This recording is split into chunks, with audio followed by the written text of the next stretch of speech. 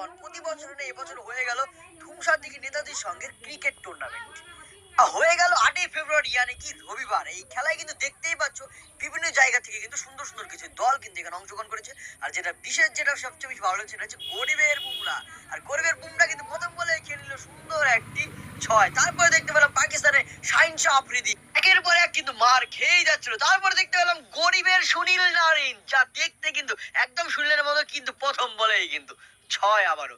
তারপরে যেটা সবচেয়ে বিশেষ, যেটা ভালো লেগেছে, সেটা হচ্ছে চেন্নাইয়ের একটা প্লেয়ার, যার প্যান্ট থেকে বোঝাচ্ছে কিন্তু তামিলনাড়ুর একটা প্লেয়ার, এবং বোলিং লাইনটা কিন্তু তার সুন্দর একটা অ্যাকশন ছিল, এবং প্রথম বলে কিন্তু কিছু খাইনি, ডট বল করেছিল। তো অবশেষে কিন্তু ফাইনাল ম্যাচের মুহূর্ত, ট্রফি কিন্তু এখানে রেডি।